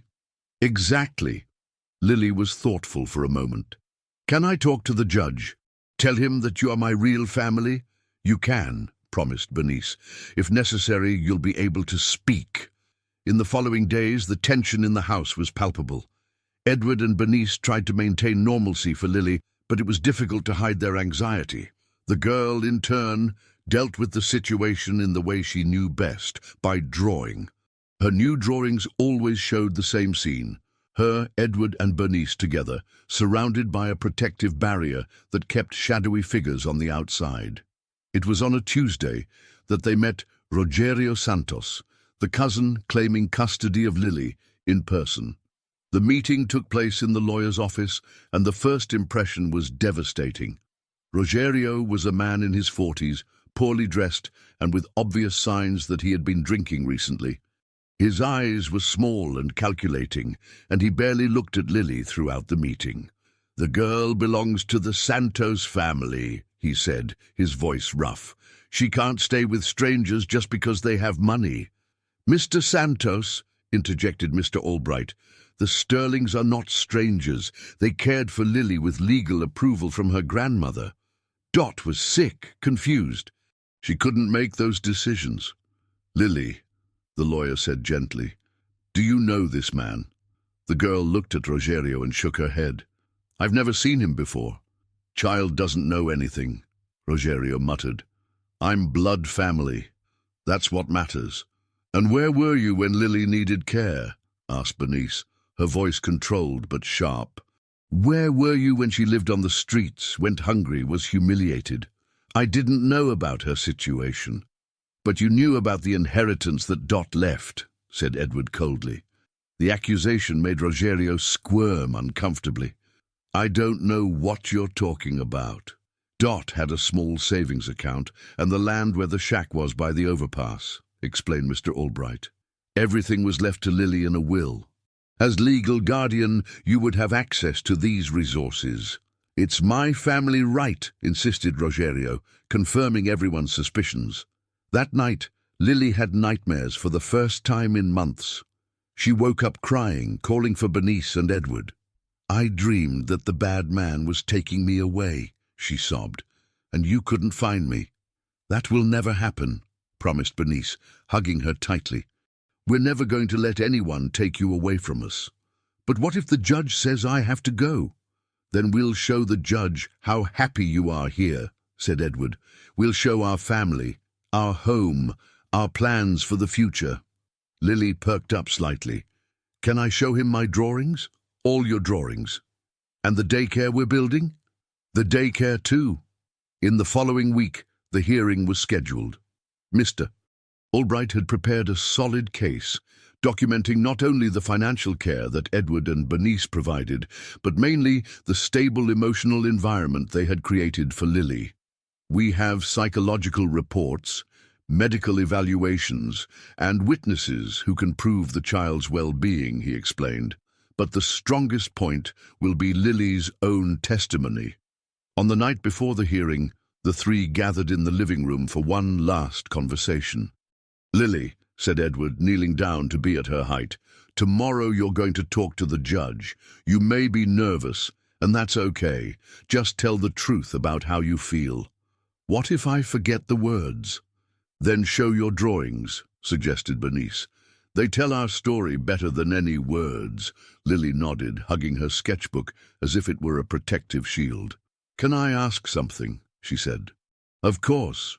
If the judge says I have to go with the man, will you visit me?" The question broke the hearts of the two adults. "Lily," said Bernice, her voice firm, "that's not going to happen. But if it did, we would move heaven and earth to bring you back, because you are our daughter now forever." "Really forever?" "Forever," they both confirmed in unison. That night, Lily slept between Edward and Bernice, a practice that had become common in moments of anxiety. In the middle of the night, she woke up and whispered, "Sophie and Grandma Dot will be with me tomorrow in court.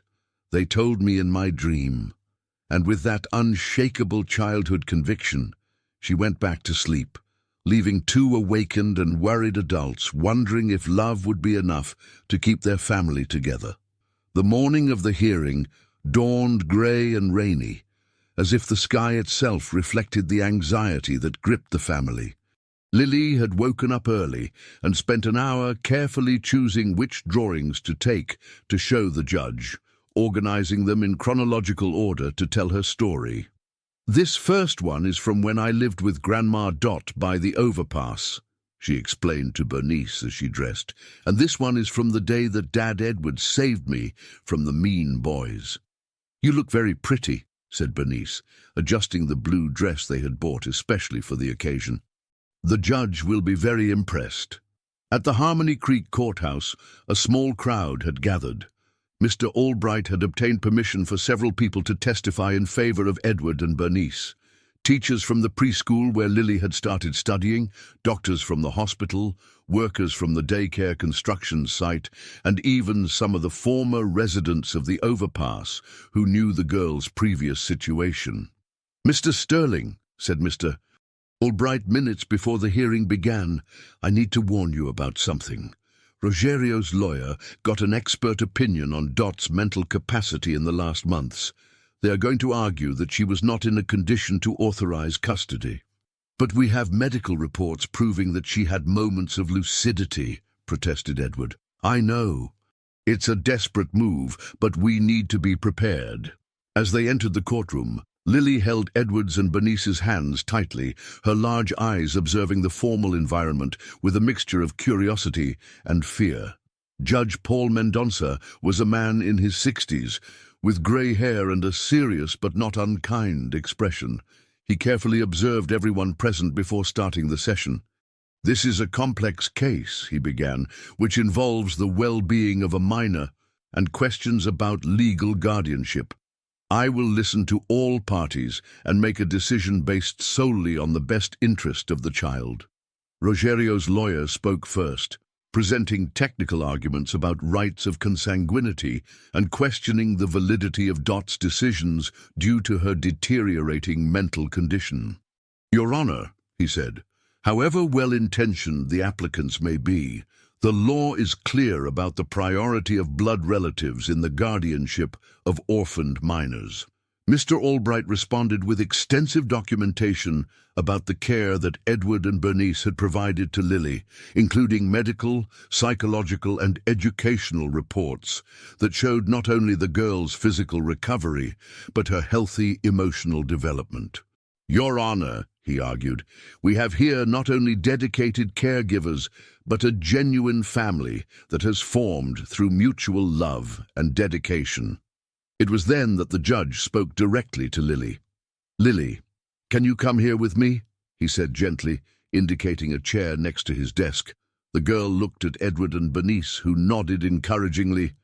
With small but determined steps, she approached the judge, carrying her sketchbook. "Do you know why we are all here today?" asked Judge Mendonça.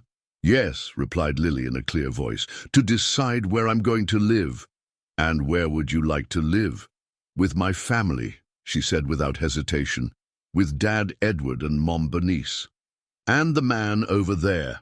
The judge pointed discreetly to Rogerio. "Do you know him?" Lily looked at Rogerio and shook her head. "No, Your Honor. I've never seen him before. He says he's your relative. What do you think about that?" Lily thought carefully before answering. "Grandma Dot always told me that family isn't just who has the same blood. Family is who takes care, who loves, who stays together in difficult times." The silence in the room was absolute. Even Rogerio seemed uncomfortable with the child's mature response. "Did you bring some drawings?" asked the judge, noticing the notebook in her hands. "Yes, I did. They tell my story." Lily opened the notebook and began to show her drawings, explaining each one with an eloquence that surprised everyone present. She spoke about life by the overpass, about the days of hunger, about Dot's illness, about how Edward and Bernice had transformed her life. "This one," she said, showing one of the most recent drawings, "is our new daycare. It's going to be called Sophie and Dot's, and it's going to take care of children like I was before. Sophie was Dad Edward's and Mom Bernice's little daughter who became an angel. She sent me to them to take care of me." The judge studied the drawing carefully. "And you believe that?" "Yes, I believe it. She talks to me in my dreams sometimes. She says she's happy because we found each other." At that moment, something unexpected happened. Rogerio stood up abruptly. "This is ridiculous," he said, clearly nervous. "The girl is being manipulated. A child doesn't know what she's talking about." "Mr. Santos," said the judge firmly, "sit down. You were not authorized to speak. But the damage was done. Rogerio's aggressive interruption had revealed his unstable temperament in front of the judge. "Lily," continued Judge Mendonça gently, "are you afraid of anything?" "I'm afraid of having to leave," she admitted. "I'm afraid of going back to being hungry, of not having anyone to protect me from the mean boys." "And if you could choose, where would you live?" "In the new house that Mom Bernice bought. It has a garden where I can plant flowers and a room just for me with a table to draw on, and it's close to the daycare where I'll be able to help other children when I grow up." The judge made some notes, then addressed Edward and Bernice. "Mr. and Mrs. Sterling, this child clearly considers you her family, but I need to ask, are you prepared for the responsibilities and challenges of raising a child who has experienced significant trauma?" "Your Honor," replied Edward, "I won't lie and say we know everything about parenting, but what I can guarantee is that Lily will never again experience material or emotional needs as long as we live. And you, Mrs. Sterling?" "Your Honor, I lost a daughter 5 years ago. I thought I would never be a mother again. Lily doesn't replace Sophie, but she gave me a second chance to love a child. She taught me that my heart could still open to motherly love." Lily had come back near them during the testimonies, and now she held both of their hands. "And what about Mr. Santos?" asked the judge, addressing Rogerio. "She's blood family," insisted Rogerio, but his voice sounded less convicted. "I have a legal right." "Legal right is not enough when it comes to the well-being of a child," replied the judge. "Do you have the financial means to support a child?" "I have. I will have access to the resources that Dot left." "Ah, yes, the inheritance," said Judge Mendonça, consulting his papers. "According to the documents here, it's a small amount and a plot of land without significant commercial value. Would that be enough to raise a child?" Rogerio hesitated, realizing that his motivation was being exposed. "Furthermore," continued the judge, "I have here a report on your history of problems with alcohol and some arrests for disturbing the peace." That was in the past," Rogerio stammered. "A past that includes last month?" asked Judge Mendonça dryly. At that moment, it became clear to everyone in the room that Rogerio had no real chances. His mercenary motivation had been completely exposed, and his personal history did not favor his claim. "I will deliberate," announced the judge. "The decision will be communicated in 15 minutes. During the wait, Lily sat on Bernice's lap, coloring silently in her sketchbook. "Whatever the decision," she whispered, "you'll always be my real family." When the judge returned, his expression was solemn but not somber. "After evaluating all aspects of this case," he began, "it is evident that the best interest of the minor Lily Santos is to remain under the care of Edward and Bernice Sterling, who have demonstrated not only material capacity, but above all, genuine emotional bond and family stability." The relief in the room was palpable. Lily did not fully understand the technical words, but understood by the smile of the adults she loved that everything would be all right. "Furthermore," continued the judge, "I authorize the change of the minor's name to Lily Santos Sterling, officially recognizing the new family that has formed through love, not just blood."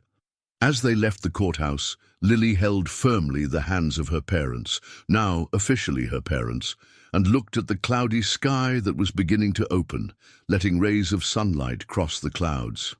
"I think Sophie and Grandma Dot are celebrating up there," she said.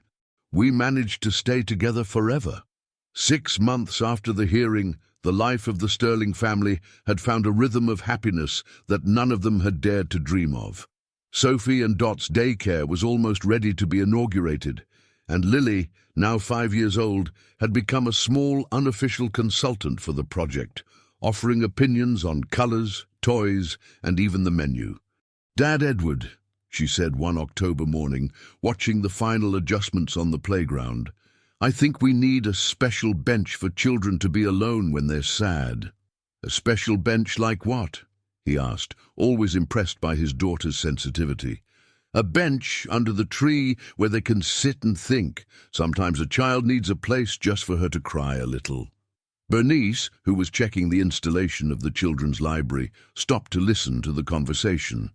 After a year of taking care of Lily, she had learned that behind each seemingly simple suggestion from the girl, there was a profound wisdom born from her own experiences.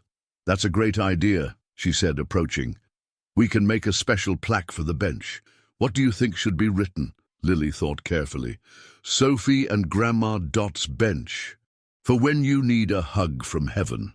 Edward felt that familiar emotion in his chest that always arose when Lily demonstrated how she had processed her losses in a healthy way. "We're going to do exactly that," he promised. That week, something unexpected happened.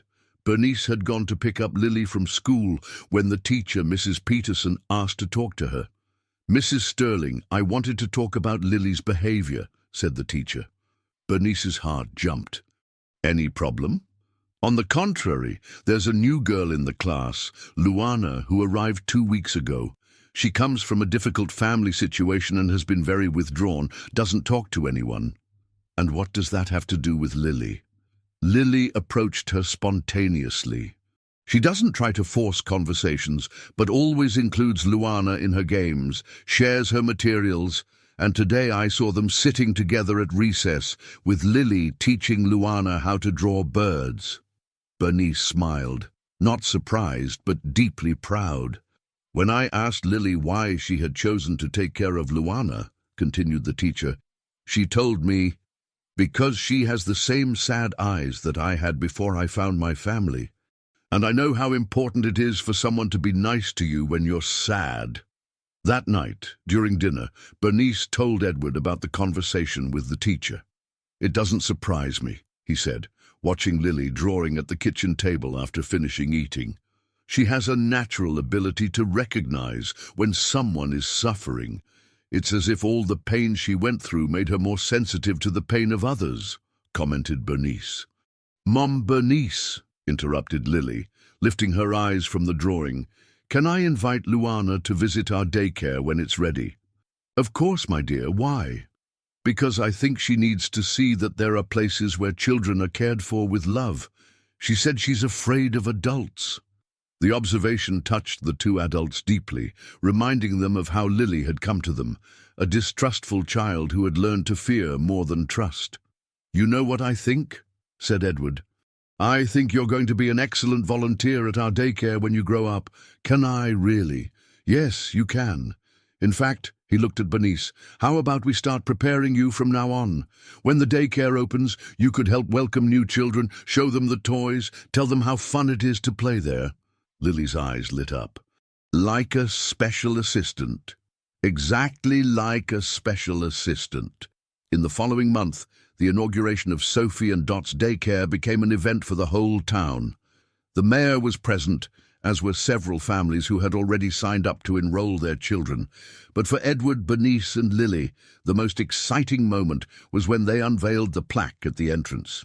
"Sophie and Dot's Daycare, where every child finds a family," read the golden inscription. Lily held Sophie's teddy bear, which had become her constant companion, and watched the children who were already playing on the new playground. "They seem happy," she commented. "Yes, they seem," agreed Bernice. "Sophie and Grandma Dot must be proud," added Lily. "We made a beautiful place to take care of children." That night, after all the guests had left and the daycare was silent, the three of them took one last walk through the colourful corridors. "Lily," said Edward, "I have a surprise for you." He led her to a small room that had remained locked during construction.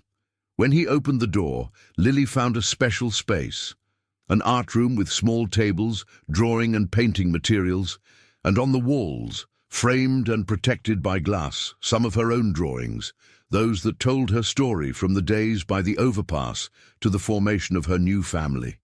"Is it my special room?" she asked, barely able to believe it. "It's your art room," confirmed Bernice, "where you can teach other children to draw and where your special drawings will be kept forever."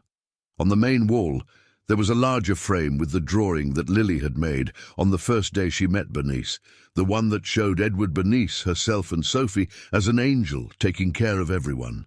"Will this stay here forever?" she asked. "Forever," they both promised. As Lily explored her new room, Edward and Bernice stood at the door watching her. "Can you believe how much our life has changed?" asked Bernice quietly. "Sometimes it seems like a dream," replied Edward. 2 years ago I was an empty man, carrying a guilt that I thought I would never be able to overcome. You were lost in the same pain. And Lily was alone, scared, without hope.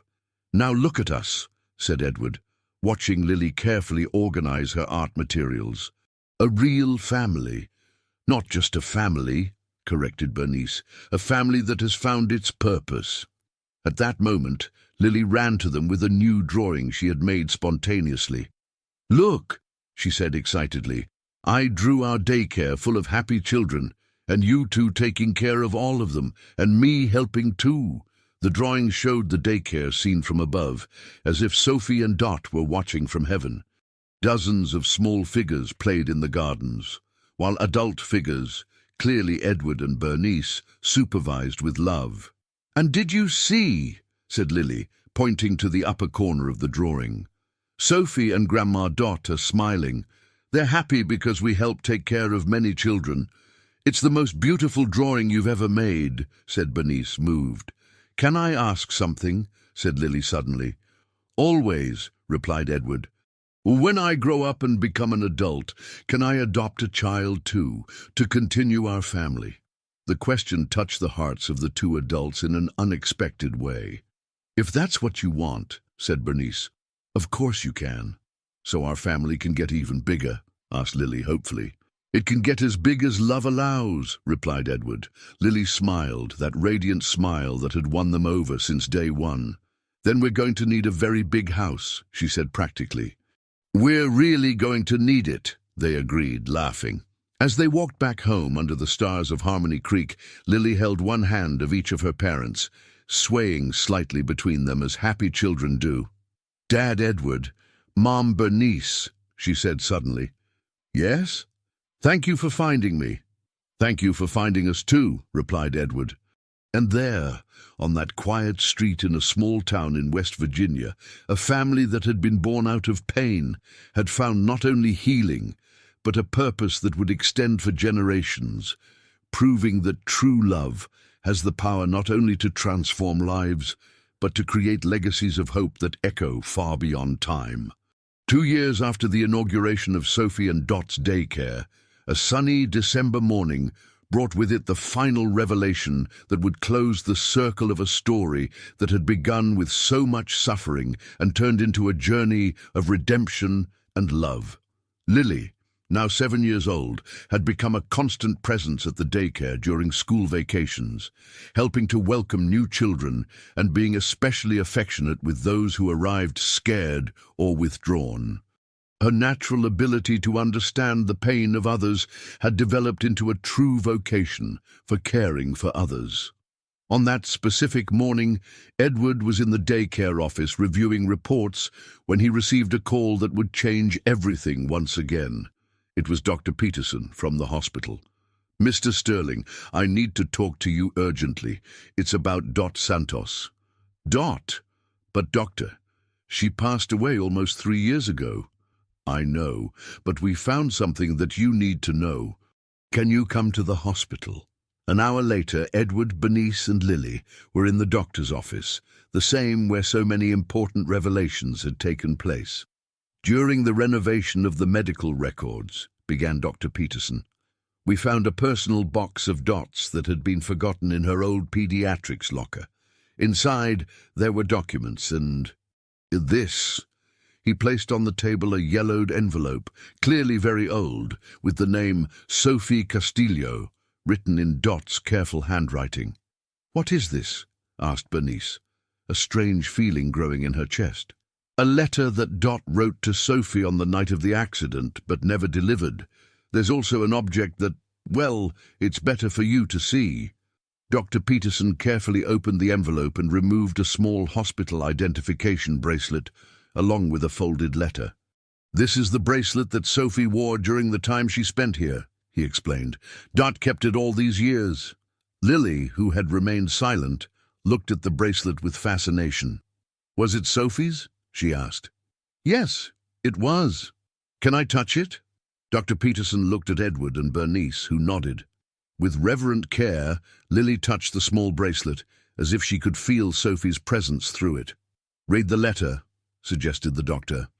With trembling hands, Bernice opened the letter and began to read aloud. "My dear Sophie, I know you can no longer hear me, but I need to write these words.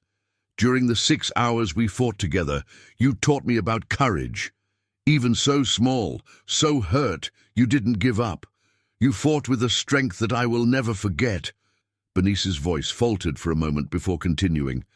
"I want you to know that I did everything in my power. I used all my knowledge, all my experience, all my love. But sometimes angels are called back, and there is nothing we can do to stop them from going home."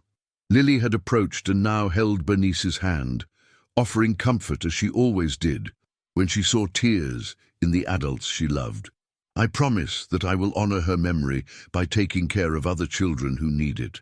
I will work at the orphanage and give love to abandoned children as a way to keep alive the light that you brought to the world during your 5 years here with us." "She kept her promise," murmured Edward, emotional. Bernice continued reading. "And if one day I find a special child who needs a lot of love, I will remember you and do everything to make sure she finds a family that loves her as her parents loved you. It will be my way of completing the mission that I could not finish, protecting a precious child." The silence in the room was broken by Lily's soft voice.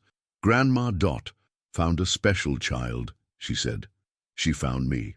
"Yes, she did," confirmed Bernice, hugging her daughter. Dr. Peterson took another paper from the envelope. "There's one more thing," he said. "A list that Dot made of all the children from the orphanage that she managed to help find families over the years. There are 127 names." 127 children," repeated Edward, impressed. "And a final note that she made at the end of the list," continued the doctor. "If I can help just one more special child find a family, I will have completely honored the promise made to Sophie." "Lily was number 128, said Bernice, understanding. "The last promise fulfilled," added Edward. Lily, who had listened to everything carefully, asked a question that surprised everyone. "Can I keep Sophie's bracelet?" "Lily," began Bernice. "Not for me," she explained quickly. "To put in our daycare, on the special bench we made under the tree. That way she'll be there to comfort the children when they're sad." The idea deeply touched all the adults present. "I think Sophie would really like that," said Edward. "And Grandma Dot, too," added Lily. That afternoon, they held a small ceremony at the daycare. Sophie's bracelet was placed in a transparent glass box and attached to the special bench that had become a place of comfort for many children. "Now Sophie is here with us every day," said Lily, sitting on the bench and looking at the glass box, "taking care of the children along with Grandma Dot." Bernice and Edward sat on either side of Lily, forming a small, embraced family under the tree, where so many tears had already been dried and so many smiles had been reborn. "Lily," said Edward, "you know that your story is very special, don't you?" "Why?" "Because you prove that even when very bad things happen, something beautiful can always come after." "Like what?" "Like our family," said Bernice. "Like this daycare. Like all the children we're going to help." Lily thought for a moment, watching other children playing on the playground. "Dad Edward, Mom Bernice," she said finally. "Can I tell you a secret?" "Of course. Sometimes I dream about Sophie and Grandma Dot together. They're taking care of a giant garden in heaven, full of flowers of all colors." "That's beautiful," said Bernice. "And you know what else? In the dream, they told me that our daycare is like one of the flowers in their garden, and that each child who finds a family here makes the garden more beautiful." "And you believe that?" asked Edward. "Yes. I believe it. Because when you love someone for real, that love never ends. It stays planted like a seed and keeps growing, even when the person becomes an angel. The girl's words echoed in the afternoon air, loaded with a wisdom that transcended her age. There, sitting on that special bench, Edward and Bernice understood that their journey had not been about finding a child to fill a void in their lives. It had been about discovering that true love multiplies when it is shared, that transformed pain can become a healing force, and that sometimes coincidences are actually the universe's way of fixing what was broken. "You know what I think?" said Lily suddenly, getting up from the bench. "What?" asked the two. "I think our story isn't over yet. I think we're still going to help many other children find their families." "We probably will," agreed Edward. "So it's like we're eternal," concluded Lily with a radiant smile.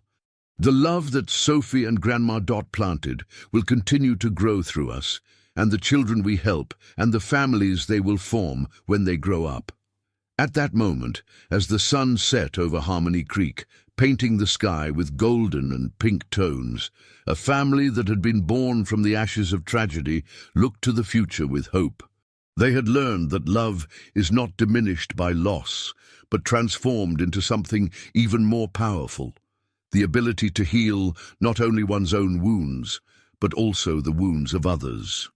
And so, in the small town of West Virginia, under the silent protection of a nurse and a child who became angels, a family continued writing their love story.